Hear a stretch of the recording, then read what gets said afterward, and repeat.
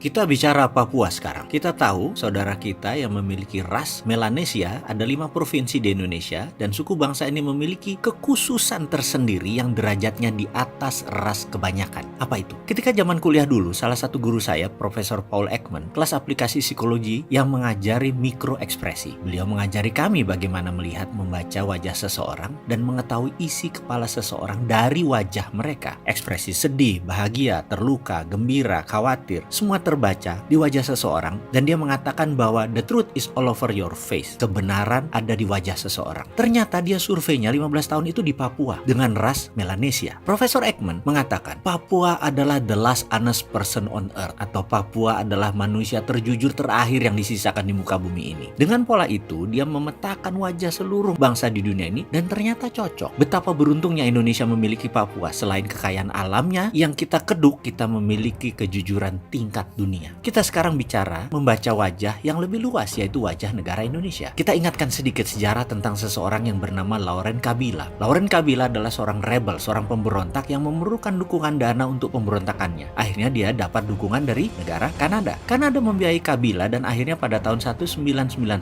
Republik Demokrat Kongo berdiri dan Laurent Kabila adalah presiden pertama. Ternyata dukungan Kanada itu tidak gratis. Apa yang dibayar oleh Republik Demokrat Kongo? Yaitu tambang kobalt menjadi milik negara Kanada sampai habis asetnya. Kembali ke Papua. Pak Karno adalah pemimpin visioner dan eksekutor yang baik. Dia melihat komunis mencari wilayah di Asia Tenggara, komunis Soviet dan komunis Cina. Maka dia menjual ide tersebut ke Amerika. Dia melakukan diplomasi langsung kepada Presiden Kennedy, di mana akhirnya Amerika mendukung dengan resolusi PBB tahun 1961-62. Setuju Indonesia ambil dalam tanda petik Papua. Lalu muncullah operasi militer yang namanya IRIAN. IRIAN adalah singkatan dari Ikut Republik Indonesia Anti Nederland. Suksesnya Trikora dan Dwi Kora mengambil Papua tersebut tidak murah karena Amerika meminta cadangan emas Papua sampai habis untuk Amerika. Tapi Soekarno pintar. Yang diberinya hanya Grasberg. Sisi lain seperti Iceberg, Oksibil, dan tambang lain tidak diberikan. Dan Amerika setuju mengambil hanya Grasberg. Dan mulailah dibukukan aset Grasberg tersebut sampai 2045 dalam catatan Federal Reserve sebagai underlying dollar. Aset Grasberg tersebut. Tahun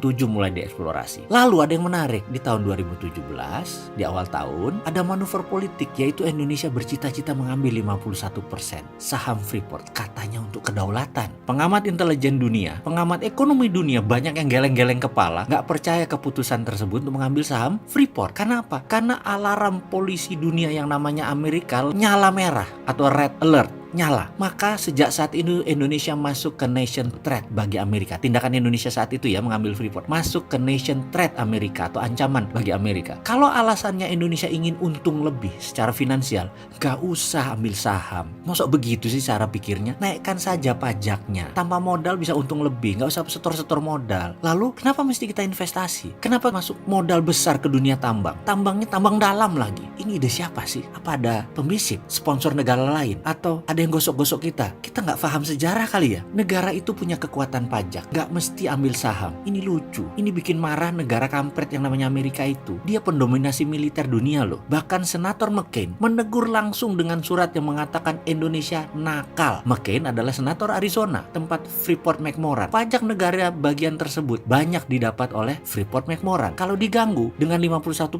serangan pemerintah Indonesia tersebut menjadi ancaman buat Arizona. Padahal deal operation IRIAN jelas bagian dari pengambilan Amerika atas emas Grasberg. Maka sebagai senator Republik penyokong Trump bersama pemilik Freeport yang juga pendana Donald Trump, yaitu Carl Icahn, seorang Yahudi ortodok, menekan Gedung Putih untuk Trump melakukan aksi. Adakah operasi intelijen dilaksanakan untuk membangun instabilitas Papua? Betul, sejak pertengahan 2017 Amerika gerah dan mulailah melakukan instabilitas di Papua meningkat. Apakah Amerika yang bergerak? Atau geraknya Papua hanya karena konflik lokal karena Indonesia di pemerintah pusatnya tidak bisa menghandle? Atau ada unsur asing? Lalu kenapa setiap Desember tanggal 2, di mana itu adalah Hari Bintang Kejora, gerakan Papua Merdeka itu, di 18 negara tahun kemarin naik bendera tersebut? Siapa yang mainkan? Amerika kah? Misalnya, penembakan dan pembunuhan pekerja BUMN dengan senjata baru. Siapa yang sokong? Ini belum pernah dituntaskan. Kenapa? Takut. Lalu, adakah hubungannya dengan 8 jam blackout di ibu kota? Adakah hubungannya dengan gudang senjata polisi yang terbakar? Adakah hubungannya dengan lone wolf atau teroris teroris tunggal yang menyerang polisi? Adakah hubungannya dengan atribut FPI serang warga Papua yang besoknya ribuan orang di lapangan meneriakkan Papua Merdeka dan referendum? Kok panjang ya cerita Papua? Ada hubungannya atau sebuah peristiwa kebetulan yang beruntun? Atau ada apa lagi? Maaf ya, haruskah kita menggunakan kata maaf? Kayaknya jangan naif-naif banget melihat Papua sebagai konflik horizontal biasa. Bukan, sekali lagi, kata maaf tidak cukup. Maafnya kurang panjang. Bener deh, api dalam sekam itu selalu ada yang pasang. Kabut asap di Kalimantan dan Sumatera itu asli buatan manusia. Pasti ada yang masang. Masa teriak referendum gak ada yang ngajari? Ya ada lah. Jadi apa yang harus kita lakukan? Lihatlah kebijakan luar negeri Indonesia ke depan. Jangan-jangan ada hubungannya dengan Indo-Pasifik, di mana US Pakom minus Cina yang Indonesia nggak setuju. Kita sok-sokan terlihat netral tapi miring ke Cina. Sehingga kesannya kita memilih Cina daripada Amerika. Bukan malah di tengah. Kesannya. Ingat, referendum Timor Timur yang hanya dilahirkan dari pancingan konflik. Lalu PBB datang dengan pasukan UNAMED dan referendum diadakan. Lepas itu Timor Timur. Ini mungkin yang parno saya saja. Papua dengan mudah di Timor Lestekan. Tapi bener deh, mengambil saham 51% Freeport itu keputusan bisnis yang bisa backfire, bisa merugikan kita kalau tidak paham sejarah.